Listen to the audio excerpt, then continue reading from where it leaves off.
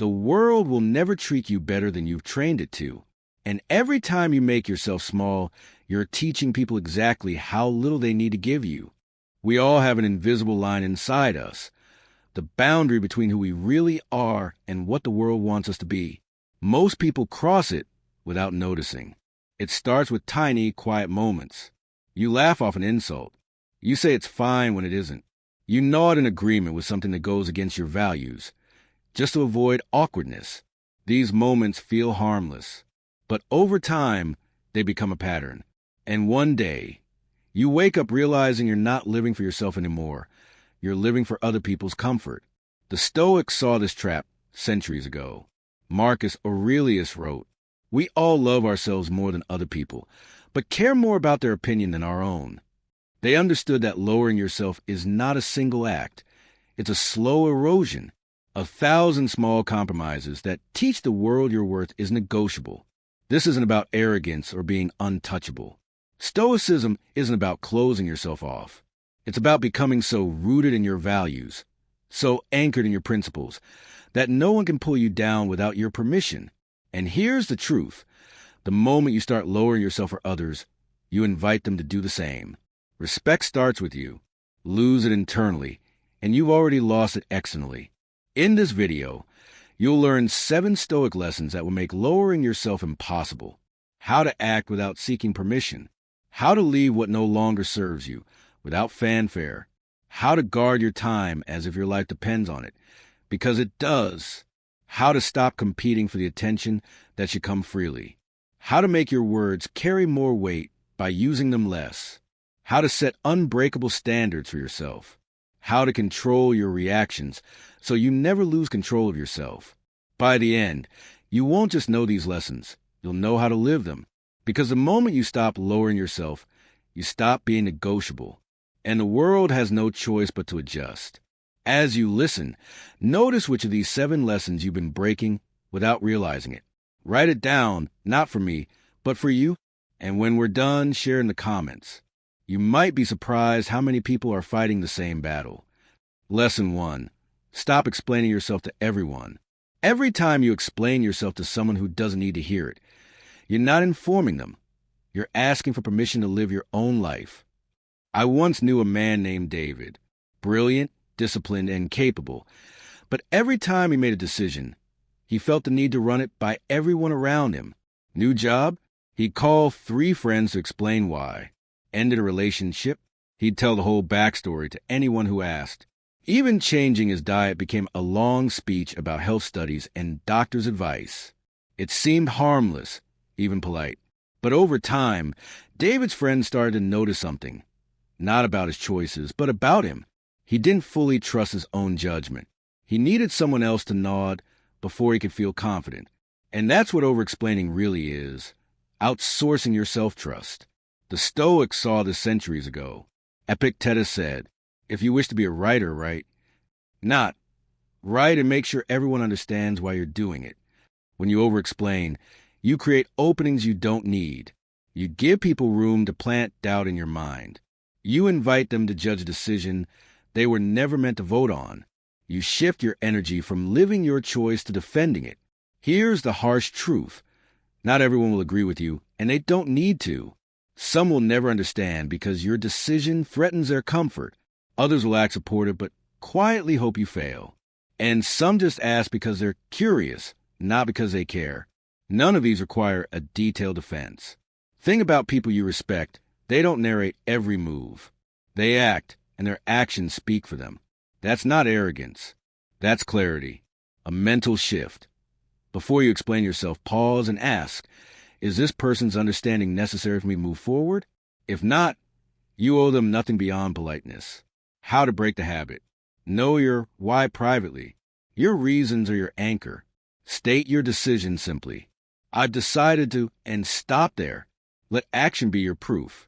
Live the choice. Don't argue for it. Seneca advised, associate with those who are likely to improve you, not those who always understand you. Understanding is optional. Growth is essential. When you stop over-explaining, something changes. People interrupt you less. They question you less. They begin to assume you know what you're doing.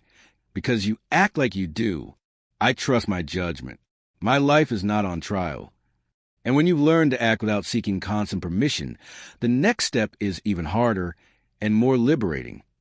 Knowing when to walk away without giving any warning at all. Lesson 2. Learn to walk away without warning. Not every ending needs an announcement. Sometimes the most powerful goodbye is the one no one sees coming. I remember a woman named Claire who stayed in a friendship long after it had turned toxic. Her friend constantly belittled her achievements, used her time without gratitude, and only showed up when she needed something. Claire knew the relationship was draining her, but she kept saying, "I'll talk to her about it. I'll explain how I feel." Months passed. Each time Claire warned she might pull away, her friend became sweet for a few days, just enough to make her stay. It was a cycle, and Claire was stuck in it because she believed she owed a detailed exit speech. Stoicism teaches otherwise.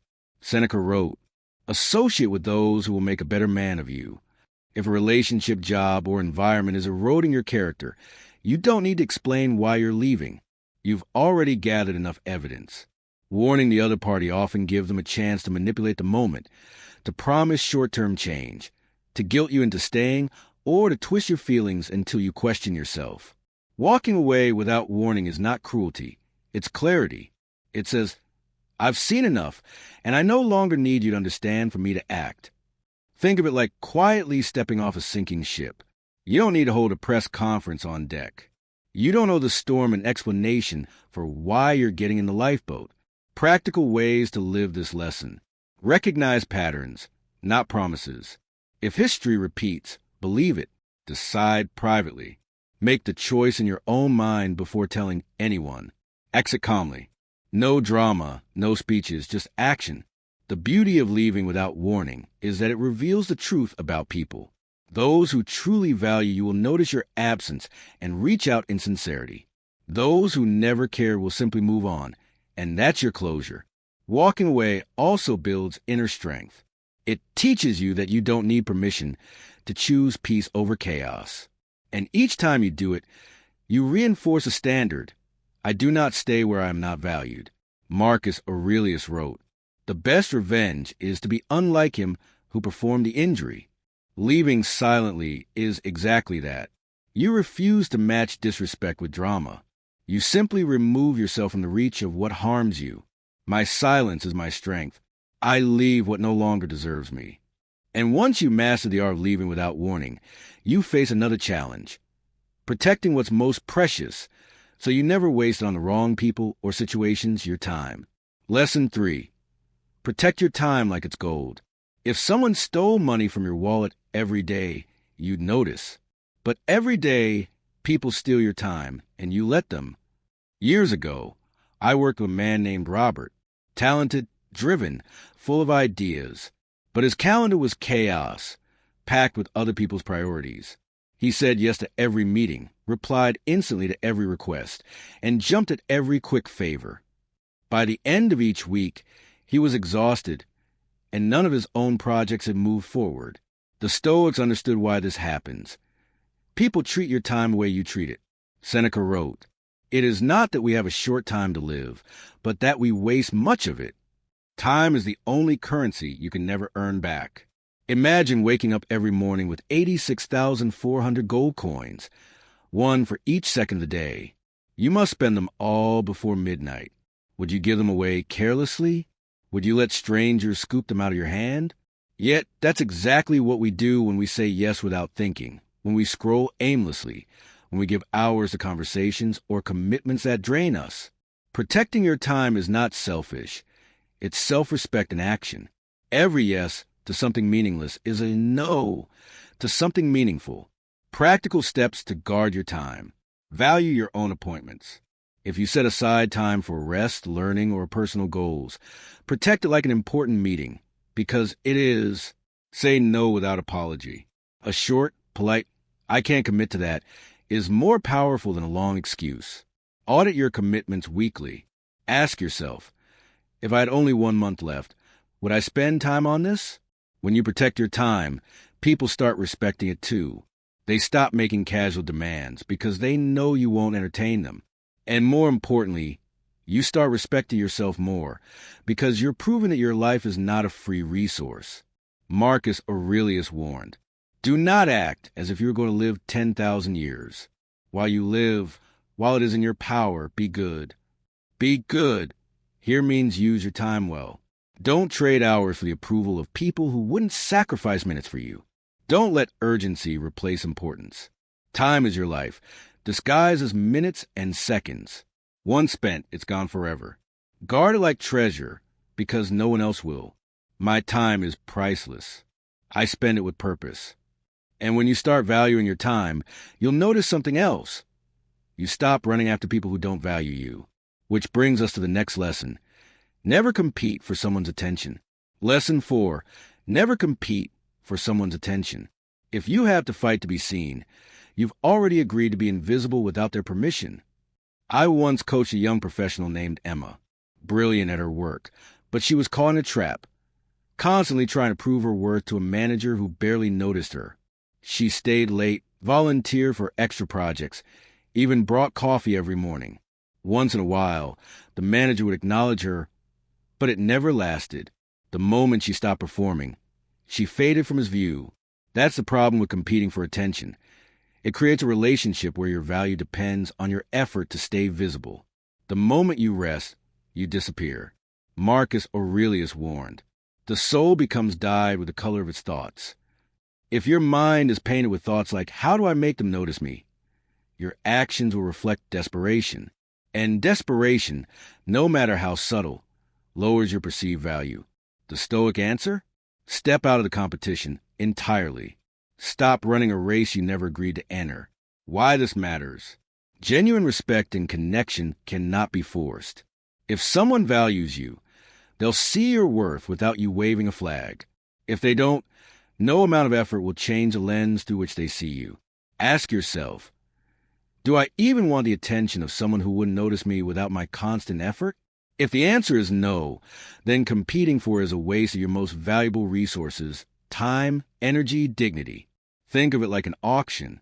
The moment you bid for someone's attention, you've put your self-worth up for sale, and the price will always be set lower than you deserve. Practical ways to stop competing. Shift focus inward. Build your skills, your mission, your character. Attention will follow as a side effect. Notice patterns. If someone only sees you when you're chasing them, stop chasing. Redefine winning. Victory is not in being chosen. It's in choosing where to invest yourself. Epictetus said, "If you want to improve, be content to be thought foolish and stupid. Be willing to let people underestimate you while you build in silence. The right people will notice without you performing for them. When you stop competing for attention, you take back your power. You move from 'please see me' to 'I know who I am.' And the irony? That's when the same people who once ignored you will start wondering why you're no longer trying. By then, you won't need them to. I do not chase attention. My worth is not for sale. And when you no longer chase attention, you'll discover another truth. You don't need to fill every silence to hold a room, which is where we turn to next. Speak less, mean more. Lesson 5. Speak less, mean more. Your words are like currency. Spend too much, and each coin loses its value. I once met a CEO who rarely spoke in meetings. While others rushed to fill every silence, he would sit, listen, and take notes. Then, when he finally spoke, the room fell silent. His words were concise, deliberate, and they carried weight because they were rare. The Stoics understood this principle well. Zeno of Citium believed that speech should serve truth and purpose, never ego. Epictetus put it simply, "We have 2 ears and 1 mouth, so that we can listen twice as much as we speak." When you talk constantly, you do 3 things without realizing it. You weaken your authority. The more you speak, the easier it is for others to tune you out. You risk revealing more than you should. Loose words can become weapons in the wrong hands. 3, you make your presence common. People value what they have less access to. Think of your words like rare gold coins. The more freely you scatter them, the less anyone treasures them. But choose when and how to spend them, and people will lean in to hear what you have to say. How to speak less but mean more. Pause before responding. Even a 2-second silence makes your answer feel considered. Remove filler. Cut the, and they dilute impact. Listen fully. Many people only listen to reply, not to understand. When you listen deeply, your eventual words hit harder. Save statements for when they matter. Don't waste your strongest points on trivial conversations. In today's world, the temptation to overshare is everywhere. Social media rewards constant posting, rapid responses, and public opinions on every issue. But when everything is said out loud, nothing feels special. The Stoic way is to let silence be part of your vocabulary. Marcus Aurelius offered a perfect filter. If it is not right, do not do it. If it is not true, do not say it. Silence can be a statement, a boundary, and a sign of strength. People remember the one who stayed calm in chaos, who didn't feel the need to defend themselves at every turn, who allowed their presence, not their volume, to do the talking. When you speak less, you give your words weight. You also gain control of your narrative. And in a world where everyone is shouting, the quiet voice with purpose will always stand out. My silence holds power. My words carry weight. And once you've learned to speak with precision, there's another layer of becoming unshakable, building the kind of personal code that nothing can break. That's where we go next, setting unbreakable standards for yourself. Lesson 6. Set unbreakable standards for yourself. If you don't decide your minimum, life will decide it for you, and it will always be lower. Years ago, I knew a talented designer named Mark. He was brilliant at his craft, but every time a client pushed for more work without extra pay, he gave in. When deadlines were unreasonable, he stayed up all night. When feedback crossed a line into disrespect, he swallowed his pride. At first, he told himself it was just for now. But over time, just for now became his normal. That's the danger of soft boundaries. The world slowly teaches you that your limits can be pushed, bent, or erased entirely. The Stoics believe that living well requires knowing what you will not compromise on. Epictetus advised, first say to yourself what you would be, and then do what you have to do. Standards are not about being rigid or controlling others. They are about defining the baseline for how you treat yourself and how you allow others to treat you. Without them, you become negotiable, and negotiable people are always at the mercy of someone else's terms. How to set unbreakable standards. Define your non-negotiables. These might be honesty, respect, time boundaries, or self-care. Live them daily. Standards mean nothing if they only exist on paper. Hold them under pressure. The true test is not when it's easy, but when keeping them costs you something. Think of your standards like the foundation of a house. If the foundation is solid, the structure stands in storms. If it's weak, the whole house collapses at the first sign of pressure. In modern life, the tests come fast. A boss offers a promotion if you adjust the numbers just a little. A partner asks you to break a value you've held for years. Friends push you toward habits you've worked hard to leave behind. If you haven't set your standards in stone, you'll be tempted to bend just this once. But once quickly becomes always, and before you know it, the person you promised to be is gone. Marcus Aurelius said, waste no more time arguing about what a good man should be. Be one. When you live by unbreakable standards, you don't have to explain your choices. Your life becomes the evidence. People know where you stand without you needing to announce it. My standards are unshakable. I live by them without apology. And when your standards are solid, there's one final skill to master: the ability to hold your ground in the heat of the moment, not by fighting harder, but by responding slower. That's the power of delayed reactions. Lesson 7. Master the power of delayed reactions. Not everything that demands your attention deserves your reaction, and not every reaction needs to happen right now. I once worked with a man named Daniel, a brilliant negotiator. His secret wasn't in having the sharpest arguments. It was in never reacting instantly. In meetings, when someone challenged him, he would pause, take a sip of water, and sit in silence for a few seconds. That pause made people nervous, gave him control of the tempo, and allowed him to choose the perfect response. The Stoics understood this centuries ago. Marcus Aurelius wrote, "You have power over your mind, not outside events. Realize this, and you'll find strength. Delayed reaction is that power in action. It's the gap between what happens and what you do next. The space where emotion settles and reason steps in. Without it, 1, count your breath. Even 3 slow inhales and exhales can change your tone completely. 2, step away. Physically moving from the situation gives your emotion space to cool. 3, ask the time filter. Will this matter a day from now? A week from now? A year from now? For choose the best response, not the fastest. Sometimes, the best is no response at all. Think of your reaction like firing an arrow. If you release too quickly, you miss the target. But if you take your time, steady your aim, and choose your moment, your shot lands exactly where it should. The more you practice delaying your reactions, the more you'll notice a shift in how people see you.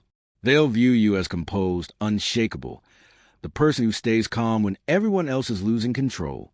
And that kind of presence commands quiet respect. Marcus Aurelius also said, "If it is not right, do not do it. If it is not true, do not say it." Delayed reaction gives you the space to test every action and word against that principle. I choose my response. I am not a prisoner of my first impulse. When you combine delayed reactions with all the lessons before this one, you become someone who is no longer negotiable. And that's where we bring it all together. In the final reminder of what it means to never lower yourself again. You've just walked through 7 Stoic lessons, not abstract philosophy, but living principles. And together, they form something more powerful than any single idea, a personal code that makes you unshakable. Lowering yourself rarely happens in one dramatic collapse. It's death by 1,000 small cuts, explaining yourself to people who don't need to hear it, staying in places you've outgrown, giving away your time like it's worthless, chasing attention that should come freely, speaking so much your words lose weight, bending your standards just this once, reacting before you've truly thought. Each choice alone might feel small, but together, they create a life where you're negotiating your worth every day and losing. The Stoics knew this. Marcus Aurelius reminded himself that the mind is the only true kingdom you control. Epictetus urged us to decide who we want to be before the world tries to decide for us. Seneca warned that the greatest waste is the waste of time, because time is life. When you put these lessons into practice, you shift the balance. You stop asking for permission to be yourself. You walk away without drama when something no longer deserves you. You guard your hours like treasure. You refuse to auction your worth for scraps of attention. You let your silence do more talking than your voice. You live by standards that cannot be bought or bent. You take control of your reactions, so no one else can control you. And here's the paradox. When you stop lowering yourself, you start attracting better people, better opportunities, better energy. Not because the world changed, but because you did. This isn't about perfection. You'll still be tested. You'll still have moments of doubt. But every time you choose self-respect over compromise, you reinforce the truth. I am not negotiable. Picture this. A version of you that doesn't shrink to fit, doesn't run after what isn't offered freely, doesn't need to shout to be heard. A version that moves the world like an anchor, steady in storms, unshaken by waves. That version of you isn't fantasy. It's a daily choice. So here's your challenge. Don't just nod along and forget these words in an hour. Pick one of the 7 lessons and live it today. Guard your time. Walk away from what's beneath you. Speak less. Hold your standards. Delay your reaction. Just one. And then tomorrow, add another. My worth is not up for debate. I live in a way that makes it undeniable. Now I want to hear from you. Which of these 7 lessons have you been breaking without realizing it? Share it in the comments. You might find someone else fighting the same battle, and together, you'll both stand taller. And if you're ready to keep building this kind of strength, subscribe. Let's walk the Stoic path together. Stronger, clearer, and impossible to lower.